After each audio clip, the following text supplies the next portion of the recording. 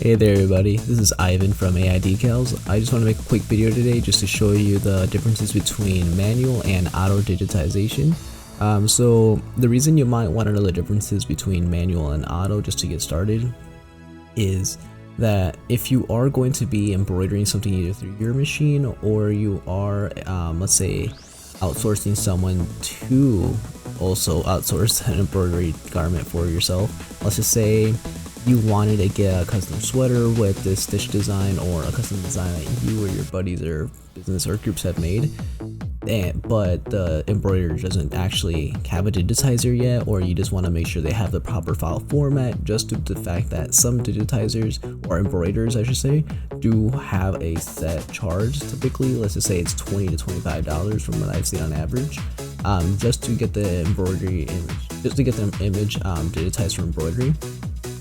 But if let's just say you are able to outsource this or even do it yourself if you did want to learn, these programs are pretty expensive, so it'd be a little counterintuitive to go this route unless you were constantly making these, which is at that point you might as well become a digitizer yourself. So let's just say you are an embroiderer, then in this case for the other example, and you wanted to, in a customer just had a regular picture they took, or just like some art, or some sorry, I can't think of the proper wording, some digital art, my bad, that they had actually sent to you and they needed it sent as an embroidery design to be put on a hat, a sweater, blanket, anything of the sort. You are going to want to make sure that it is properly, digitized. So you don't just want to properly enlist or hire anybody that might be doing a lot of auto digitizing, because you're not going to get satisfactory results. I do already have a preset side over here to the left in which we're going to be doing the auto digitizing, and on the right side we do have the manual digitized side, which I did do myself. Keep in mind this is a very quick design. I did in about an hour, and you might say quick in an hour, and the reason I say that is because I've only been doing this for about a year and a half, so even myself I am not the most experienced, to say the least, but I do have some experience in at least doing a little bit of this. So that's to show that anybody, even a beginner digitizer, is going to offer more satisfactory results than an auto digitizer who's been auto digitizing for a plethora of years even now, which I wouldn't know why they'd stick to that, as it isn't very, I don't see how customers are very happy with the results, or how they themselves would be very happy with the results if they were stitching that out themselves. For example, this is something you can quickly see stitched out on my actual page. I did do a quick little short about that, or a little video. But this design is going to be about almost 4 inches by 4 inches, just to compare apples to apples, and at about 17,049 stitches. If we're moving over here and looking at this stitch design, I did already make a border around this box just so you can actually see. It is going to be comparatively about the same, so about 3.7 to 4 inches, and so we got nothing to worry about there. I'm just gonna lock down the box so we can still keep that aspect ratio. But moving on, going to the auto digitize section, we're going to see that you get 3 plus options, but 3 main ones that I'm going to show you. You get the auto digitize instant embroidery, auto digitize embroidery, and click to fill, and just some subcategories going on from there. If you did want to use the first option, let's just say, or the auto embroiderer that you did commission use this option, or any of these options, just to say, or even just get started, they aren't going to be the best results whatsoever. But now moving on from here, as you can see, it did auto digitize everything for me, but the stitch count is going to be extremely high at 23,186 for almost a 4x4 design. Granted, it is a bigger, not a bigger design, but it is a pretty detailed design overall, but even on my end, I did only end up at 17,000 stitches. And while we are going to be now comparing a little bit of the auto digitization, I do want you to keep in mind that there is a lot of mistakes here, just due to the fact that it is auto digitized. So I'm not going to go through all of them. I'm going to just let you look at it overall and then just kind of make the decision for yourself, but I will touch on a few points that are pretty important, as to say the least. For example, the leg right here, this is something that they did in satin, and for satin it does have a very particular use. It is an amazing tool to use when you're stitching, but when you're making a bigger, more densely filled design, you do want to use tatami instead, as it is gonna be easier and more durable for like the washing or even just the wear and tear of like daily typical life. And even here, I can't even properly click on the center circle for the foot just due to the fact that it's very uneven. It's not bright, to say the least. They even have just a random outlier of a string or threads right there. You can say though that their outline for the circle does look a little bit more uniform and proper for the foot itself, and that is true, but only is it true in the sense of the software, just because when you are digitizing, a manual digitizer is going to take into account for the tension that the threads are going to be pulling against it on the fabric, just because there is going to be some heat involved with that when you are poking through, because the machine is going to be warming up the needle at time. So when that's happening, there's going to be more tension, more shrinking through the material itself. It's very minuscule, but enough. So let's just say right now, like I digitized this, so I'm going to show you real quick. I had a 140-degree angle, and I could have myself, you know, made it this small, make it very comparable and very similar to what this probably should have looked like. But keep in mind, when it is, the tension is like pulling against the actual fabric when it's stitching, it's going to not be this wide and instead shrink down to what that proper shape should be about. It all varies on how dense the design is going to be overall. And then even here, just once again, this is, in my opinion, an uncompletely finished and honestly could be optimized design. Just one quickly that I wanted to show you guys, and that just to demonstrate that I thought it was pretty cool. But even the feet right here for the toes, they aren't really lining up, and just once again, very important just due to the fact that it's going to be causing a lot of jumps, a lot of different color changes, and this is really not going to look very good. And yes, the auto digitizer could switch this up, but it's just taking a lot more time out of their sake for to make something look honestly mediocre at best, in which they could have just manually digitized if they had the option to. Over here as well, something that I will want to point out is that when you're manually digitizing designs, or you have a manual digitizer, that they can choose exactly their start points, end points, and everything in between. So for example, on my design over here, I chose to start from the center belly, go to the ears, and then to the bottom leg, and split this up. Once again, when you are manually digitizing or have a design, you want the stitches to be counteracting. Just due to the fact that when they are stitching together, you don't want them to blend in or kind of like sink into each other. You want it to be standing out and to properly form its shape. And as you can see right here, I have my stitches going at 136 degrees at this side right here for the top of the, you can say like the thigh or top knee area, counteracting the foot and the arm, so it isn't going to be sinking in any of those areas and would stand out in the final result.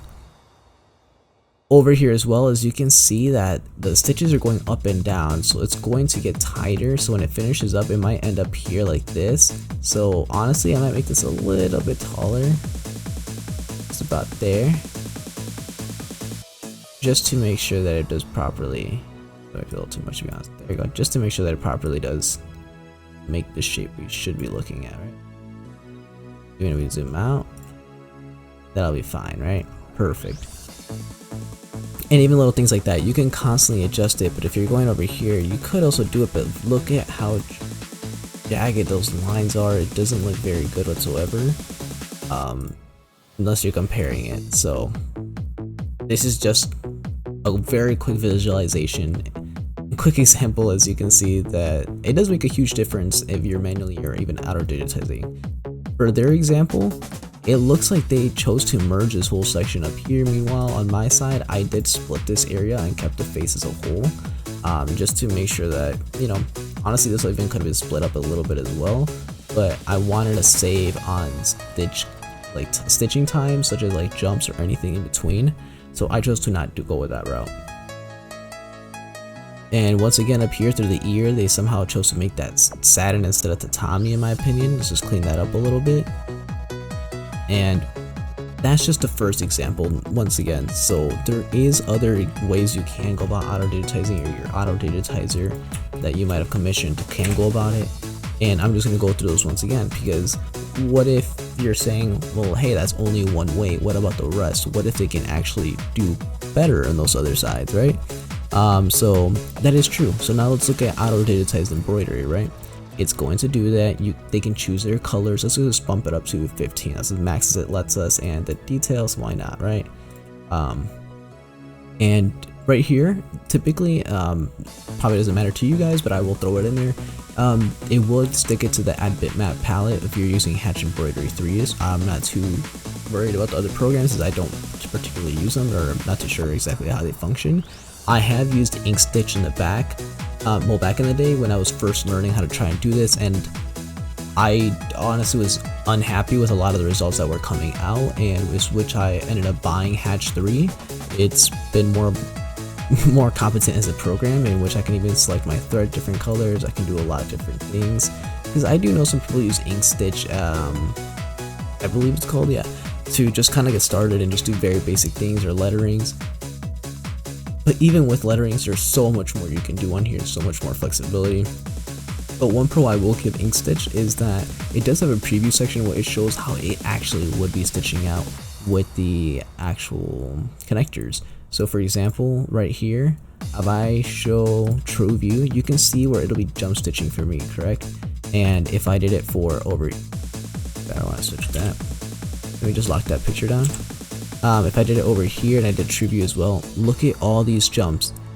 This is the difference as well behind the scenes as to what goes into manually and auto digitizing. When you're going through a manual digitizer, they're going to try to minimize the length of jumps, or the amount of jumps in general, to save you time, because time realistically is money, especially when you're embroidering, because the less time something is getting embroidered, the faster you can move on to the next project, because you can't just always leave them embroidering. You have to make sure it's being done properly, because anything could happen, either through a needle break, the thread got snagged somewhere, or the fabric, anything of the sort. But if you're constantly having to do trims and jumps and everything in between just to get the proper design, it's gonna cost you time, which is gonna cost you money in the end of the day. But when you are looking, like, this is a lot better. I actually kind of like this. But when you are doing the preview design in InkStitch or Inkscape, one of the two, it is going to show you exactly the threads how it would, kind of like this, but with the jumps and like final, like almost as if it was the final rendered out design if your machine did not trim those jumps, for example. But even then, even with the second option, you're still ending up at 23,000 stitches, which is not very satisfactory. Especially, that's a lot of stitches you're wasting, when you could have ended up with a, my opinion, better result. And I could just be biased since I did make this, but let's keep that in mind. It was a quick design, it could be optimized, but even then, 17,000 stitches in comparison to the 23,000 that auto digitize example is doing to us. So now let's just delete this real quick, right? And let's do a quick click to fill. And now the cool thing with click to fill is that it does give you a lot more flexibility. As you can see, everywhere my mouse goes, it kind of wants to fill in for me, right? Example, plain and simple, click to fill. So now let's do the chest area like me, go to the ears, go to the foot, go to the top, let's just do the face a little, arm, the leg, and this is the time we did the feet already, right? Just to save us some time, I don't want this video to drag on forever, I do just want to show you the main premise. And we're going to do the eyes, go to the nose, and then do the eyes once again. And there we go, man. I have noticed for some odd reason it does bug out right here. Watch, it did want to do it, but for some odd reason, even the auto digitization software does not want to properly format that. Or not too sure exactly how to phrase that, but it doesn't want to input the actual object there. So let's just say you had to manually digitize that if the auto digitizer had that option. I'm just gonna do a quick little one right here just so you can kind of see. Boom. And then we're gonna fill that, and then already we're just gonna drag that over. We're gonna mirror it, rotate it. Sorry. There you go. And let's just say, compare apples to apples. Looks very similar. Granted, yes, we are missing the feet just because I wanted to save us some time. But looking at this, yes, you are saving 15,000 stitches, but what is it saving you on?